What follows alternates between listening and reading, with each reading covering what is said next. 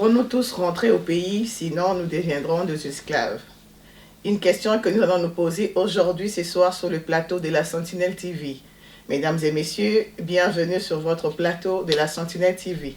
Aujourd'hui, je suis dans la joie de recevoir encore une fois de plus un serviteur de Dieu qui va, ensemble avec nous sur ce plateau, nous éclairer un peu sur cette question ou sur cette prophétie qui a été donnée par un serviteur de Dieu que tous nous connaissons, ou ceux qui ne les connaissent pas. Vous allez découvrir au fur et à mesure qu'on parle d'où est venue cette question. Alors, il y a une question qui a été, il y a une prophétie plutôt qui a été donnée, disant qu'à partir du 15 février, toute la diaspora devrait retourner. Tous les Africains qui habitent l'Europe, l'Amérique, partout devraient retourner, sinon ils seront esclaves après cette date. Alors nous voulons comprendre si telle est la pensée de Dieu ou si Dieu réellement a parlé à travers cet homme de Dieu qui a prophétisé. En compagnie de ce serviteur de Dieu que j'aime beaucoup, qui va nous aider à comprendre et qui va nous éclairer toujours, parce que la Sentinelle TV est toujours là pour éclairer. Bien sûr, aujourd'hui, nous voulons éclairer tout le monde qui nous suit sur la Sentinelle TV. Alors, j'ai l'immense honneur de recevoir l'homme de Dieu, évangéliste Tony Kouzi, que je salue. Bonjour, homme de Dieu. Oui, bonjour. C'est une joie pour nous de nous revoir encore aujourd'hui et bienvenue sur la Sentinelle TV. Merci de m'avoir accueilli encore une fois aujourd'hui. Alors, nous avons une question. Cette question est de savoir vraiment, réellement, si je pense que vous êtes au courant de la prophétie qui a été donnée, qui dit qu'à partir du 15 février, tous les Africains devraient retourner en Afrique, précisément au Congo. Sinon, après cette date-là, tout le monde serait esclave. Selon vous, est-ce que cette prophétie, c'est une prophétie réellement qui vient de Dieu? Ou c'est une pensée d'un homme? Alors, je veux vraiment que vous soyez à l'aise à nous expliquer. Nous voulons comprendre. Nous voulons commencer par comprendre c'est quoi la prophétie. Est-ce que la prophétie, c'est ce que l'homme dit ou ce que Dieu lui dit de dire? Mais avant qu'on puisse aller là-bas, je voudrais rappeler à tous ceux qui nous suivent d'aller vous abonner, bien sûr, sur la Sentinelle TV YouTube. Vous allez nous suivre là. Vous allez voir toutes nos émissions, vous allez voir toutes nos vidéos précédentes. Allez juste cliquer là où c'est écrit abonner sur la Sentinelle TV, bien sûr sur YouTube, et vous serez abonné directement. Voilà, homme de Dieu. Oui. Qu'est-ce que vous pensez de cette prophétie? D'abord, c'est quoi la prophétie? Merci, puis merci pour ceux qui nous suivent, les enfants de Dieu de partout, ici au Canada, à Ottawa, Gatineau, et aussi c'est l'action partout en Europe, en France et au Congo et en Afrique. Nous bénissons le Seigneur pour cette occasion, cette opportunité qu'il nous donne afin qu'on puisse éclairer les enfants de Dieu dans ces temps, dans ces derniers temps. Ces temps difficiles et ces temps où l'Église traverse plusieurs confusions. Nous bénissons le Seigneur Dieu qui nous donne le souffle de vie. Amen. Afin qu'on soit présent encore devant vous à travers cette chaîne de télévision, la Sentinelle TV. Nous bénissons le Seigneur parce qu'il vous donne encore ce souffle de vie, cette grâce. Merci vraiment pour cette question. Nous voulons d'abord définir c'est quoi la prophétie. Voilà. Nous traversons vraiment plusieurs confusions sur ce thème prophétie. Je grandis dans une église où on ne prenait pas vraiment cette ampleur des prophéties. En tout cas, nous étions sur la parole de Dieu et on savait que Dieu devait nous communiquer à travers sa parole et c'était la première prophétie ou la prophétie suprême à considérer, la parole de Dieu. Quand je parle de la parole de Dieu, c'est-à-dire la Bible. La Bible. Alors, c'est quoi la prophétie? La prophétie, c'est par définition, c'est la révélation de Dieu envers son peuple. Mhm. La prophétie, c'est une révélation. Ok? C'est une révélation que Dieu donne, donc des choses qui ne sont pas connues, que Dieu révèle à son peuple à travers son serviteur. Ça peut venir à travers son serviteur, un pasteur ou une prophétesse. Dans la Bible, on a Naomi, et on a plusieurs prophètes. On avait des prophètes, de grands prophètes, et c'est la Bible qui dit, des grands prophètes et des petits prophètes, de majeurs et de mineurs. Alors, on ne va pas aller les énumérer, mais dans la Bible, on avait vraiment des prophètes, et dans cette génération, bien sûr, nous avons des prophètes. Ça, je l'accepte. Et nous pouvons même nous référer aux 5 ministères de la parole. Nous avons le docteur, nous avons le pasteur, nous avons les enseignants, nous avons les apôtres, évangélistes, et nous avons aussi les prophètes.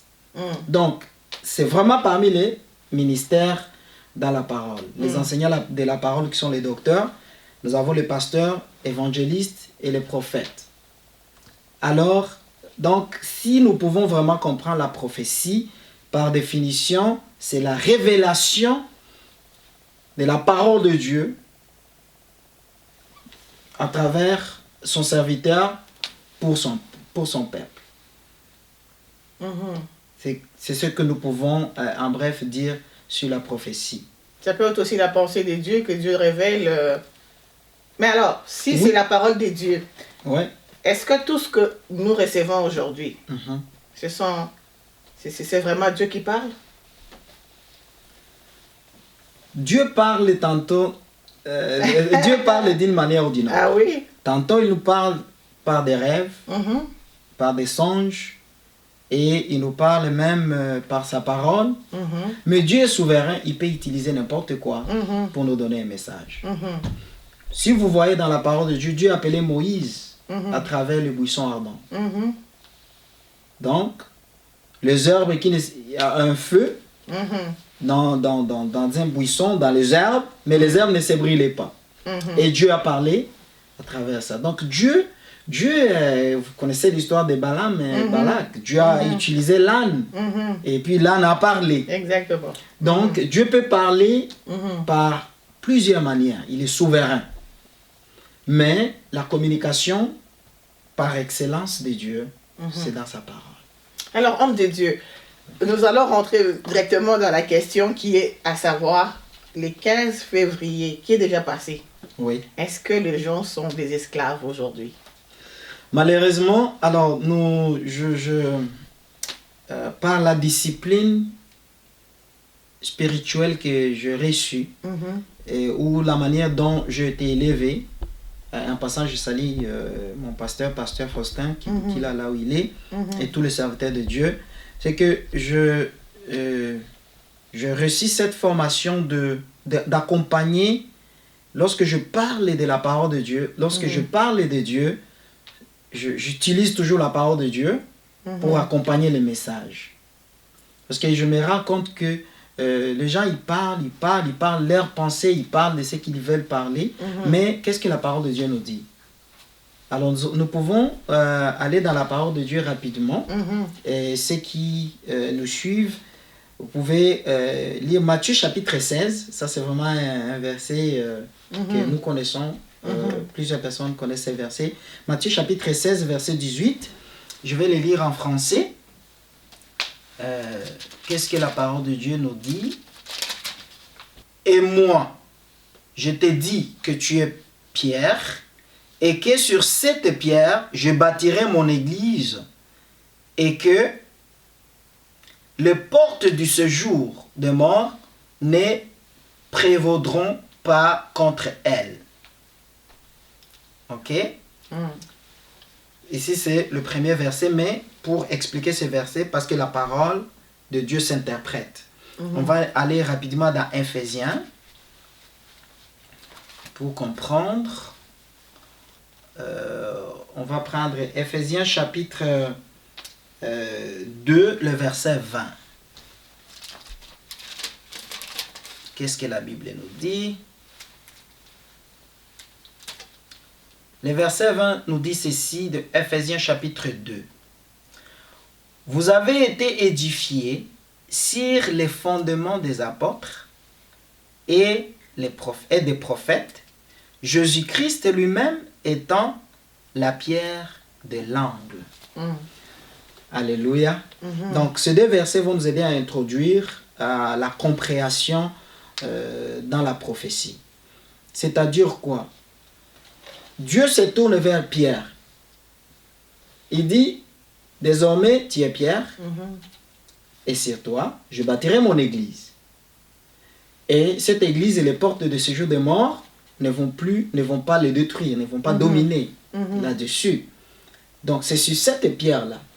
Et dans Ephésiens 2, la Bible nous dit que vous êtes édifiés sur les fondements des apôtres et des prophètes, et Jésus-Christ lui-même étant la pierre angulaire. L'Église doit avoir un prophète. C'est-à-dire qui parle de la part de Dieu. Par exemple, Dieu dit ceci: il n'y a aucune chose qui va vous arriver avant que je communique à mes saints ou à mes serviteurs. Alléluia. C'est-à-dire quoi? Moi, je trouve toujours un scandale ou un danger. Vous êtes dans l'église et tout de suite, une personne connue dans l'église va mourir et personne il n'y a pas eu de révélation, personne ne savait. Il faut vous poser plusieurs questions. Mais je vais vous laisser avancer. Ok? Donc, ça, c'est un exemple que je donne. Tout de suite, il y a un événement qui va survenir et tout le monde est confus. Non, c'est pas normal. Mais il y a un serviteur de Dieu dans la Bible, un prophète à qui Dieu avait caché la mort du fils de la femme qui n'avait rien. Oui. Je pense que vous connaissez l'histoire, mais Dieu l'avait caché, l'histoire. Il avait caché la mort de cet enfant-là. Mais oui, c'est quoi l'objectif de ces passages? C'était pour que Dieu se révèle. Mais ça peut être la même chose aujourd'hui dans l'église, que Dieu cache la mort de... Non, c'était pour que Dieu se révèle dans le sens de la résurrection de cet enfant. Ici, à moins que si quelqu'un est mort dans l'église et puis Dieu se révèle, vous allez prier pour cette personne et cette personne est guérie. Amen. Moi, j'ai vu, je vais être honnête, moi, j'ai vu des pasteurs qui ont refusé la mort de membres de l'église. Il dit, Dieu, tu ne m'as pas dit, cette personne n'est pas morte. Et on prie et la personne est réveillée. Moi, j'ai vu ça. Mais ce que je suis en train de dire, c'est que d'un coup, il y a un accident grave qui se passe dans l'église, 2 membres de l'église vont mourir, et que Dieu n'a pas communiqué à quelqu'un. Non. Amen. Il est souverain, c'est vrai, mais il communique toujours avec ses saints. Alors, la fondation vraiment, il dit, mon église est édifiée. Si on parle même dans les vrais termes, ce verbe qu'on a utilisé dans Ephésiens chapitre 2, au verset 4, il dit, au verset 20, je m'excuse, il dit, vous avez été édifiés sur le fondement des apôtres et des prophètes. Édifiés. Si vous faites vos recherches, vous allez trouver le terme, le verbe là, édifier, ça avec le sens édifice, c'est-à-dire construction. C'est-à-dire vous êtes construit. L'église est construite. Moi, je suis construit sur un fondement, et ce fondement n'est pas loin du fondement des prophètes et des apôtres. Donc, ce que Paul a vécu, c'est là que je suis construit. C'est là. C'est pourquoi la Bible dit qu'il soit maudit celui qui vous amènera le message contraire à celui que je vous ai donné. Qu'est-ce que Dieu nous a laissé comme message? Fondement, apôtres et prophètes. Ces 2 offices, ces 2 bureaux doivent exercer leurs tâches dans l'Église. Pour éviter toute confusion, bien-aimés dans le Seigneur, c'est là que nous devons vraiment marcher. Qu'est-ce que la parole de Dieu nous dit? Qu'est-ce que Paul a écrit dans ses lettres? Qu'est-ce que Jérémie a vécu? Qu'est-ce que Dieu a révélé? Mais elle aussi recevait la prophétie venant des dieux qui parlaient aux gens. C'est comme cet homme de Dieu qui a aussi reçu la révélation venant des dieux et qui a averti. Comme la Bible dit, je ne peux rien faire sans pour autant avertir mes serviteurs. Mais qui sont ces serviteurs? Maintenant, lui aussi, il a reçu cette prophétie qu'il a donnée pour avertir le peuple. Premièrement, Ézéchiel dit, si je vois que le mal arrive, je n'avertis pas, je serai condamné. Ouais. Mais lui aussi, il a fait la même chose, il dit retourner. Donc toute la diaspora doit retourner. Oui. Maintenant, cette prophétie-là, vous en tant qu'évangéliste, parce que vous tous, vous êtes des évangélistes. Voilà pourquoi, mesdames et messieurs, nous avons voulu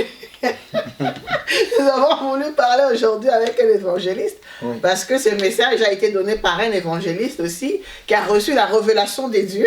Oui. Et aujourd'hui, vous, en tant qu'évangéliste, vous allez nous éclairer dans votre conseil d'évangéliste. D'abord, merci beaucoup pour cette question, Maman Toko. C'est une fausse prophétie.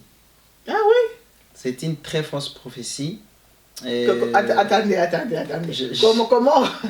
Comment vous pouvez dire que c'est une fausse prophétie comme ça là? Je me le permets de dire que... C'est Dieu qui vous a révélé cela? Nous allons lire la parole de Dieu. Nous allons décortiquer... Mais vous savez que cette parole n'est pas toute vraiment, ne contient pas tout, hein? Elle contient tout. La Bible. La Bible a tout ce que nous voulons. Mais vous savez... Il n'y a rien de nouveau. Vous savez qu'il y a d'autres parties qui ne sont pas là-dedans. Moi je dis, hein, dans cette parole de Dieu, il y a tout ce que nous avons besoin. Ah oui. Ce que les gens manquent, c'est quoi? La parole de Dieu, c'est comme cette chemise que je porte. Et la prière, c'est comme ce pantalon. En d'autres termes, je peux dire comme une blouse, je donne un exemple, comme j'explique. Je ne dis pas que c'est la parole de Dieu, c'est une chemise. Je ne veux pas que les gens aillent dire, oh, il y a quelqu'un qui a dit que la parole de Dieu, c'est une chemise. C'est que tu ne peux pas porter, tu ne peux pas marcher avec la parole sans la prière. Et c'est lorsque tu as la connaissance de la parole, quand tu pries, sur cette connaissance s'ajoute la révélation. Okay. Maintenant, le problème que nous avons, c'est quoi? Nous avons de charlatans qui se permettent, par leur pensée... Excusez-moi, C'est pas moi qui l'ai dit. En tout cas, ok, nous allons lire la parole de Dieu. Lisons. Si vous me permettez, on va lire dans Jérémie chapitre 23, verset 16. Ainsi parle l'Éternel des armées. N'écoutez pas les paroles des prophètes qui vous prophétisent. Ils vous entraînent à des choses de néant. Ok? Ils disent, ils disent les visions de leur cœur et non ce qui vient de la bouche de l'Éternel. C'est pas moi. Mais tantôt, vous avez dit qu'il faut qu'il y ait un prophète à l'église. Il faut qu'il y ait un prophète pour parler de la part de Dieu. Oui. Mais comment alors vous allez encore dire qu'il ne faut pas écouter ces prophètes-là? Il ne faut pas écouter ces... Moi, je parle maintenant ici de ces faux prophètes. Ah, ok. Parce que je vous ai dit que cette prophétie est fausse. Alors, je suis en train d'expliquer comment est-ce que cette prophétie Mais là, vous assumez que la prophétie était fausse. Elle était très fausse. Sur base de quoi? Sur base de quoi vous affirmez que la prophétie était... Et lui, et d'ailleurs même dans ses dires, il dit, vous allez voir, les gens, ils doivent, et s'ils ne retournent pas, vous allez voir ce qui va arriver. Maman, où est-ce que nous sommes? En plus, il portait les fautes, fait qu'il était très sérieux dans où sommes-nous présentement? Qu'est-ce qui peut prouver que nous sommes au Canada? Qu'est-ce qui peut prouver? Je ne sais pas. Est-ce que je peux sortir dehors pour aller montrer aux gens qu'il y a la neige dehors? Où sommes-nous? Est-ce que nous sommes au Congo ou nous sommes ici au Canada? Nous sommes au Canada. La Bible dit ceci. Ne refusez pas une prophétie. Mais il faut l'analyser. Il faut analyser et attendre jusqu'à ce qu'elle s'accomplisse. Okay? Mais là, on l'analyse. Ici, nous l'analysons. Elle est déjà passée, la date. Et la date est déjà passée. C'est une très fausse prophétie. Et je regrette les médias et les gens qui continuent à accueillir ces garçons-là. Ces messieurs. Mais homme de Dieu, il a traîné. C'est un évangéliste. C'est un évangéliste, en tout cas, je ne veux pas beaucoup siéger sur son appel, mais ce que je vais dire est que ce qu'il a dit, c'est du mensonge. Mais est-ce que sa prophétie n'était pas dans un autre angle? Non, il était rempli des ailes. Par exemple, spirituellement. Parce qu'aujourd'hui, avec la Covid, on est vraiment esclave de ce pays. La semaine passée, j'étais allé à Montréal pour accueillir une femme d'un ami. Nous sommes allés avec un ami. Je ne vais pas citer son nom. Elle venait du Rwanda. Au Rwanda, il y a comment on appelle ça ici au Québec? Confinement? Couvre-feu. Couvre-feu. Okay. Au Rwanda, il y a couvre-feu. Hein. Je pense à partir de 20h, c'est comme ici à Québec. Vous sortez dehors, on vous attrape, vous allez passer la nuit au stade. Ça, c'est au Rwanda. Le Rwanda est en Europe.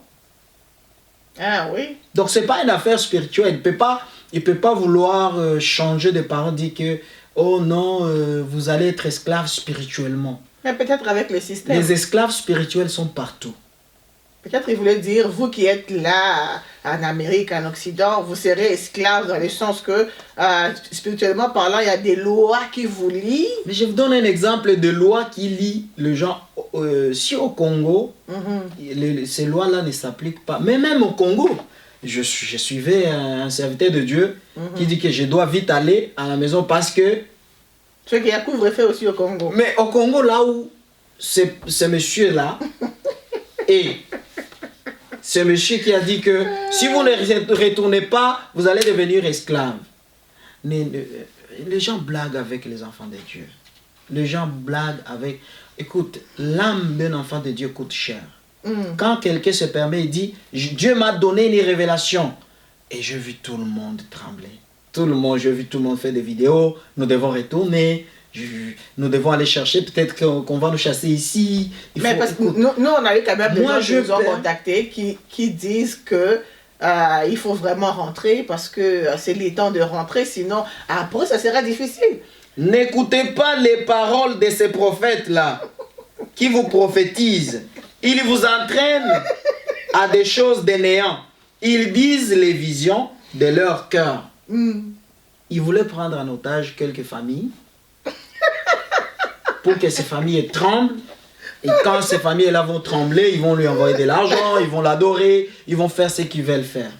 N'écoute plus ces méchants-là. En France, on les appelle... Excusez-moi parce que... En France, on les appelle des troubadours. Des gens qui chantent le louange du roi, ils veulent qu'on le voie, ils parlent trop. Parce qu'il a beaucoup parlé. Et quand tu parles beaucoup, parfois il faut utiliser la parole de Dieu pour... Mais il y a aussi d'autres dates qu'il a données, hein, si je ne me trompe pas, au mois de mars, quelque chose comme ça, le 21 mars. En tout cas, il y a beaucoup de choses qui vont arriver. Il n'y aura rien. Mais maintenant, la question qu'on se pose, ou la question que les gens nous ont posée, c'est de savoir, qu'en est-il de ces églises-là que Dieu a donné la vision à des serviteurs comme vous, que vous êtes là, d'autres pasteurs qui sont ici, de venir s'installer en Occident pour faire ce ministère-là. Est-ce que ces gens-là doivent aussi fermer les églises, emballer tout le monde et puis retourner? Fait que Dieu n'est pas ici, il n'existe pas ici en Occident. Chez nous, à l'église, quand je prie, nous avons une vision déjà pour 5 ans. De rentrer en Afrique? Non, de 5 ans, pour construire une église ici à Ottawa. Mais vous serez esclave du système? Non. Si je vais peut-être essayer de penser qu'est-ce qu'il voulait dire, ce qui n'est pas vrai. S'il y aura un système par rapport à Covid-19 qui sera imposé à l'Église, ce système-là, ce sera un système qui s'imposera partout. Pas seulement en Europe, pas seulement en Amérique du Nord, mais aussi au Congo, mais aussi en Afrique. Ce sera un système qui sera imposé partout. Et nous venons même de bien vous dire que même au Congo, il y a couvre-feu. Il y a couvre-feu. Mais là, bientôt, on va obliger les carnets vaccinels pour aller au monde, pour aller au cinéma. S'il y aura des carnets de vaccins, ces carnets vont aussi s'imposer à nos frères qui sont au Congo. Mais par les temps que ça arrive, tu sais, en Afrique, on est toujours en retard un petit peu. Par les temps que ça arrive, ça peut prendre 2, 3, 4, 5 ans. Mais c'est pas comme ça qu'on définit une prophétie. Si on définit une prophétie, on dit retournez ici, c'est-à-dire que ici vous êtes sauvés et que nous sommes dans l'enfer. Mais c'est pas ce que je pense pas ce qu'il voulait dire. Moi je pense que on devait stopper écouter ces messieurs. Il est très dangereux. Il est très dangereux pour les enfants de Dieu. C'est un farceur, c'est un bandit. Oh là là. C'est un bandit qui s'est introduit, c'est pas moi. Ça n'engage que vous, les paroles que vous avez. C'est un bandit. Lisons Matthieu chapitre 7. On peut les lire ici. 7, versets 15 à 20. Gardez-vous des faux prophètes. Verset 15. Hein? Ils viennent à vous en vêtements de brebis. Quand je dis qu'il est bandit, c'est pas moi qui l'ai dit. C'est la parole de Dieu. Ils viennent à vous en vêtements de brebis. Mais au-dedans, ce sont des loups ravisseurs. Vous les reconnaîtrez à leurs fruits. Cueille-t-on des raisins sur des épines ou des figues sur des chardons? Tout bon arbre porte de bons fruits, mais les mauvais arbres portent de mauvais fruits. Un bon arbre ne peut pas porter de mauvais fruits, ni un mauvais arbre ne peut pas porter de bons fruits. Alléluia. Tout arbre qui ne porte pas de bons fruits est coupé et jeté au feu. C'est donc leur fruit, et ainsi de suite. Quand je dis que c'est un bandit, c'est du dehors. C'est vrai qu'il prend la Bible, il parle de Jésus, il parle de Dieu, il parle des prophéties. Mais c'est un farceur qui vient nous prendre la nation en otage par ses pensées. Il dort, il se réveille, il n'est pas différent d'un pasteur, d'un faux pasteur en Afrique du Sud ou dans un pays en Afrique. Il s'est réveillé d'un coup, il dit que tout le monde sortait dehors et allait manger les herbes. Moi j'ai vécu, hein. Moi je vais vous donner un témoignage, je ne l'ai jamais peut-être donné, mais je vais le donner. J'ai vécu une église. Je ne vais pas citer les noms de cette dernière. C'est une très grande église au Congo. C'est une église qui existe partout. À Kinshasa, à l'Est, partout. Vous êtes un jour, une prophétie commence à sortir. Il dit non, c'était une journée de prière. Il dit, oh, Dieu dit de ne pas continuer avec la prière.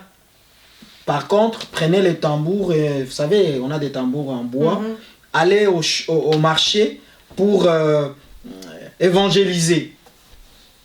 Ça, c'est un culte. En plein culte. Coupez. Tout de suite, le pasteur sans vision, sans discernement, il dit, ok, on emballe le tambour, on allait au marché. Encore l'esprit commence à parler. Il dit non, repentance. Mais vous êtes au marché. La déontologie ne peut pas vous permettre. Vous arrivez au marché, vous êtes une église pour aller évangéliser. Tout de suite, tout le monde à genoux. Vous qui êtes venus évangéliser. À genoux. Repentez-vous. Toute l'église à genoux commence à se repentir au marché. Confusion totale. Moi, j'ai vu beaucoup de trucs pareils où quelqu'un s'impose et il amène un message, il dit, si vous restez, écoute, c'est du n'importe quoi. Moi, je pense que Dieu nous a donné l'esprit de discernement. Bien-aimés dans le Seigneur, nous devons faire attention. Attention. Et je regrette beaucoup de ces messieurs. Ils prêtent attention à ces messieurs. Mais hormis ce message, il a quand même de bons messages qu'il donne. Alors, nous, moi, je n'ai pas encore eu un bon message qu'il a donné, si ce n'est que critiquer d'autres pasteurs, si ce n'est que... je ne connais même pas son église. Je ne sais même pas s'il a 10 personnes derrière lui qui écoutent son message. Il a quand même beaucoup de gens qui le suivent. Mais nous, ce que nous voulons... Donc, je parle d'une église où il est. La Bible dit, ne manquez pas comme était la coutume des apôtres, ne manquez pas de vous rassembler. Donc, il doit appartenir quand même à une église. Je pense qu'il a une église, en tout cas. Je veux pas aller dans sa vie. C'est quoi son église? Mais nous, aujourd'hui, nous voulions parler de cette prophétie-là parce que ça a beaucoup effrayé le monde. Hein? Ça a beaucoup dérangé les gens, spirituellement parlant, psychologiquement parlant et physiquement, parce qu'il y en a qui se sont même préparés à retourner. Sous prétexte qu'après la date du 15 février, ils deviendront esclaves. Esclaves de quoi? Est-ce que c'est esclave de système? Est-ce que c'est dans quel sens qu'il voulait dire ce message-là? La parole de Dieu nous a déjà dit que ce monde où nous sommes, nous ne sommes pas de ce monde. La Bible dit, n'aimez point, n'aimez point tout ce qui est de ce monde. C'est-à-dire quoi? Le système de ce monde n'est pas à nous. Toute personne, tout chrétien qui va se soumettre à ce système, il devient directement esclave de ce monde. Que ce soit au Congo, que ce soit ici. Le Congo n'est pas paradis et que l'Europe est l'enfer. Par contre, moi je vais encourager les gens d'acheter les maisons comme ils le font. Depuis qu'il a donné son message, moi j'ai vu beaucoup de gens acheter des maisons, beaucoup de gens se développer. Et en tout cas, avance. Avancez, avancez. Si vous retournez au Congo par contre, moi je ne vais pas parler de ce que lui il a dit là, mais si vous retournez au Congo, vous n'avez pas de plan, vous ne vous êtes pas préparé, vous allez souffrir au Congo. Vous allez souffrir au Congo. Vous fermez vos bagages et vous sortez ici sans préparation. Parce qu'au Congo, la vie coûte cher. Il faut qu'on l'admette. Ah oui? Tu as fait 15 ans ici et d'un coup, à cause qu'un monsieur il te donne une prophétie, il a parlé selon ses pensées, selon ses désirs, selon ce qu'il lui croit. Et tu suis ce monsieur, tu vas là, tu vas souffrir, tu vas tout perdre, tu retourneras ici et main vide. Il y a un pasteur, je pense que vous connaissez l'histoire. Il y a un pasteur en Ouganda, dans les années 2000. On l'appelle qui? En tout cas, j'oublie son nom, Bukwete ou un genre comme ça. Il a pris son église, il leur avait demandé de s'enfermer dans une église et ils s'étaient enfermés dans une église en disant que non, c'est la fin du monde. Et il a mis feu à cette église et tout le monde était brûlé dans l'église. À cause de prophéties comme ça. En tout cas, c'est sur Internet, les gens peuvent aller chercher un passé qui a brûlé ses fidèles en Ouganda. Alors, nous avons vécu à plusieurs scénarios où un pasteur ailleurs, je ne sais pas si c'est vrai, mais c'est des trucs que nous voyons sur le net, on ne veut pas spéculer, il donne des instructions, il dit, oh, le maman venez, ne portez pas de sous-vêtements ou ne portez pas je ne connais pas les noms. Ça, ce sont des faux pasteurs, des charlatans, comme on dit, qui font n'importe quoi sur les réseaux sociaux. C'est la même chose avec ce pasteur qui dit, si vous ne retournez pas, vous allez voir. Il intimide qui? Moi, je pense que... Peut-être il n'y a pas Dieu en Occident, il faut retourner en Afrique. Il y a Dieu en Occident. Et tous ces gens-là qui habitent ici, hormis les Congolais, il y a des Ivoiriens, il y a des Sénégalais, il y a beaucoup de gens. Est-ce que tous ces gens-là doivent retourner? Vraiment. C'est comme si Dieu n'existe pas ici en Occident. On doit tous retourner là-bas, sinon on devient esclave du système. C'est ça le problème de l'Église. Moi, je prie aux serviteurs de Dieu, aux dirigeants des églises, priez que Dieu vous donne les 5 ministères dans l'église. Pourquoi? Parce qu'une église où on n'a pas ces ministères, ou ces ministères de prophétie, peut-être qu'il n'y a pas un prophète qu'on voit dans l'église, mais au moins le ministère est en exercice. Ok? Vous allez trouver les gens sont instables. Ils veulent toujours écouter. Qu'est-ce que Dieu a dit? Qu'est-ce que Dieu a dit? Vous voyez? Mais c'est à cause de ce genre de personnes qui sont spirituellement instables, qui vont aller vouloir écouter à tout prix les prophéties et qui encouragent les faux prophètes à exercer leur ministère. C'est là maintenant qu'il y a l'importance d'un pasteur. Mais ces gens-là ont des pasteurs à l'église. La Bible dit que, et tous ces ministères, il y a le pasteur, mais non, le berger qui est là pour les encadrer. Parce qu'ils vont dérailler d'une manière ou d'une autre. Vous voyez? Mais même si on les encadre, surtout les chrétiens aujourd'hui, des 4G ou 5G, ils restent pas sur place. Hein? Ils restent pas sur place. Ils ont des prophètes dans leurs églises. Mais ils vont vouloir aller écouter d'autres prophètes ailleurs. Ou ils vont laisser leur église pour aller même œuvrer dans une autre église, sans même pour autant aviser leur pasteur. Dans ma langue, on dit qu'un enfant qui circule de maison à maison, il mange toujours le poison sans le savoir. Exactement. Donc, Dieu t'a placé dans une église quelque part. Sois stable là-bas. Attends, sois patient. En tout cas. Sois patient, écoute, prie. Et Dieu va utiliser là où Dieu t'a mis, là où Dieu t'a placé. Dieu va utiliser ces pasteurs, ces prophètes, cet évangéliste de communiquer le message de la part de Dieu. Au lieu de circuler ici et là, chercher sur Internet, tout de suite les gens s'imposent. Hein? Tout de suite ils s'imposent, ils commencent à faire. La Bible dit, vous les reconnaîtrez. Par quoi? Leurs fruits. Par les fruits. Vous allez trouver quelqu'un, il se nomme pasteur, il se nomme prophète. Que Dieu nous aide. Il est en train de vivre dans l'impudicité. Mais parce que on l'appelle, je ne vais pas retourner à notre thème de la fois dernière, on l'appelle Daddy. Il a un saint. Mais ça, il y a toujours des gens qui attendent à ce que vous répondiez à cette question-là. Vous n'êtes jamais revenu répondre à la question. Vous devez répondre à cette question-là. Dieu nous fera grâce. Il y a des gens qui s'imposent, ils prennent la place de Dieu, ils deviennent des petits saints. Mais Lévitique le dit, tu regarderas un sacrificateur comme saint. C'est pas faux. Je ne dis pas qu'ils ne sont pas... qu'on ne puisse pas, je ne dis pas qu'on ne les regarde pas des saints selon Lévitique. Mais moi ici je suis en train de dire où on les place à la place de Dieu, où tout ce qu'il dit c'est oui et amen. Et pourtant la Bible nous dit que nous les reconnaîtrons par leurs fruits. Il vit dans l'impudicité, vous le voyez. Mais si vous le voyez bien. S'il avait déjà envoûté toute l'église, les gens ne pourront pas savoir. Un prophète, il est à l'église, il a 3 fiancés. Il a 3 fiancés à l'église. Ça, je vous dis, c'est pas des trucs. Je ne suis pas en train d'accuser quelqu'un, ni en train de juger quelqu'un. Je suis en train juste d'éclairer quelqu'un, quelque part. Qu'est-ce que la parole de Dieu, en vrai, qu'est-ce qu'elle veut nous dire? Vous avez un prophète. Il a 3 fiancés à l'église.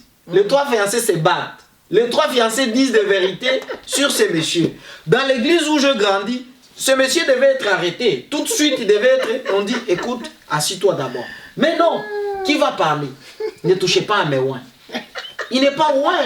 Il est sale. Avec l'huile de palme. Non, il est sale. Il n'est pas ouin. Il n'est pas ouin. C'est ça le problème. La Bible dit, maudit celui qui appelle bon, mal, et celui qui appelle mal, bon. C'est comme ça que nous attirons les malédictions. Il est là, parce que c'est un serviteur de Dieu, ne touchez pas à mes ouins. Il peut parler n'importe quoi. Il peut venir un dimanche, il dit, non. Vous, c'est la révolution chrétienne en tout cas. Ici à Montréal, un pasteur quitte, il va à l'église à Edmonton. En tout cas, avec la chaleur, vous savez les émotions, hein? Il y a beaucoup de trucs qui sont émotionnels. Ça n'a rien à faire avec la parole de Dieu. Ça n'a rien à faire avec la prophétie. Avec l'émotion, il dit à la femme du pasteur, l'année prochaine, à ce même moment... Comme on l'avait dit à Sarah. Oui, comme on l'avait dit à Sarah. À ce même moment, tu auras un enfant. Jusqu'aujourd'hui, c'est peut-être plus de 2 ans ou 3 ans. Cette femme n'a pas encore d'enfant. C'est la femme du pasteur, hein, en public. Excusez-moi. Est-ce que ce pasteur, il est là, ici à Montréal? Est-ce qu'il va retourner encore à Edmonton? Non. Si Dieu, il faut... Écoute, Dieu peut t'utiliser. Lorsque... On devient faux prophète comment? C'est lorsque Dieu t'a utilisé à un moment donné, et maintenant, toute sensation, tout ce qui arrive, tu commences à sentir que c'est comme si c'est Dieu qui a dit. Alors tu commences à parler. Non. La prochaine fois, mesdames et messieurs, hommes de Dieu, on parlera peut-être d'un sujet qui va aussi aider les gens à comprendre est-ce que Dieu parle à tout moment.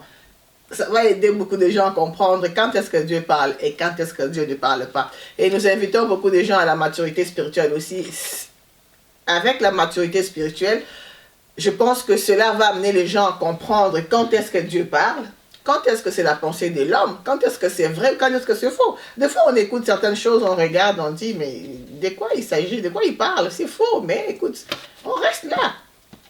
Un dernier passage, si vous lisez dans Matthieu chapitre 24, dans les derniers jours, la Bible dit, le verset 11, Matthieu 24, 11, la Bible dit, dans les derniers jours, s'élèveront plusieurs beaucoup de faux prophètes.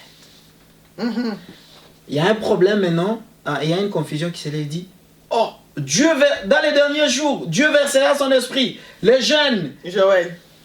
Dans le livre de Joël, les jeunes, ils auront des visions. Ils vont prophétiser. Ils vont prophétiser. Et les vieux auront des visions. Songes, oui. Et là, vous allez trouver plusieurs jeunes en train de s'élever et dire, je suis prophète. Can I prophesy? Tu ouvres Facebook. Aujourd'hui, tu vas sur Facebook, c'est tout le monde qui est devenu prophète. Can I prophesy? Et puis les gens, ils commandent. Prophesy, prophète. Prophesy, locate me. Locate me. Mais la parole de Dieu, elle est la prophétie par excellence. Si vous voulez que Dieu puisse vous parler, priez, méditez la parole de Dieu. Et Dieu va vous parler. Ne cherchons pas. Vous savez, nous sommes dans un temps où les gens cherchent easy things. Des choses faciles. Dis-moi. Donc, tout de suite, tu veux... Non. Va chercher Dieu. Prie. Les gens ne veulent plus aller à la montagne. Les gens ne veulent plus veiller. Les gens ne veulent plus prier. Ça, c'est notre sujet. Oh, my goodness. Non, on ne va pas aller là-dedans. Continuez, homme de Dieu. Ouais. Les gens ne veulent plus prier. Mais les gens veulent qu'on prophétise. Les gens veulent que tout de suite.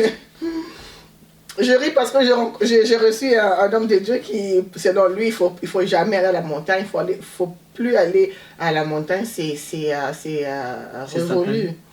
C'est révolu. Oui, alors c'est pour ça que je ris, mais bon, on en parlera la prochaine fois. Un pasteur qui dit que les affaires de veiller sur les nattes, c'est révolu. Maintenant, il faut amener ton matelas, mais là, dors.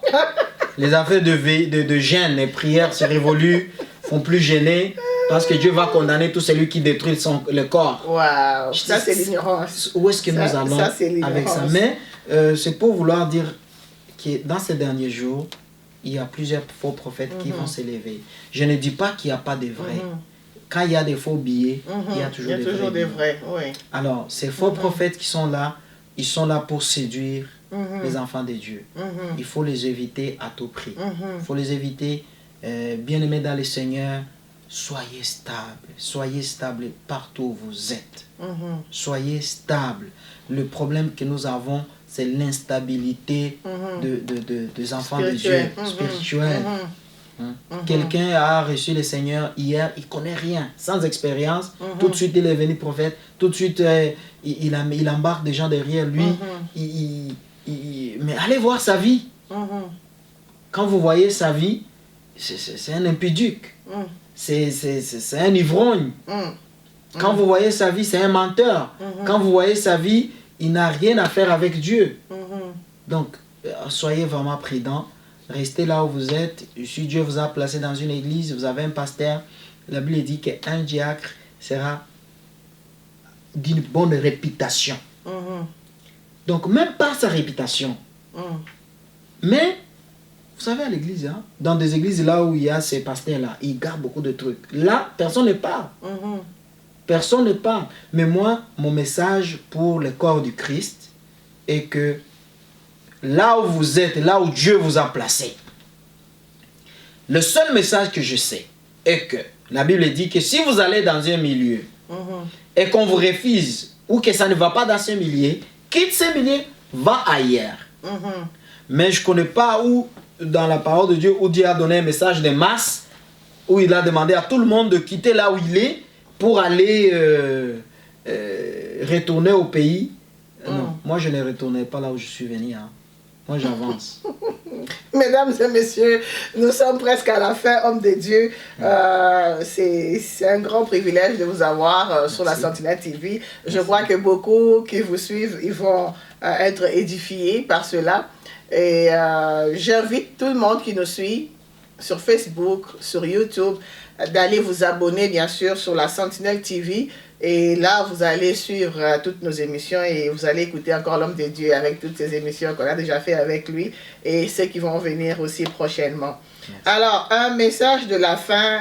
On sait que les évangélistes ont un mandat d'aller gagner les âmes.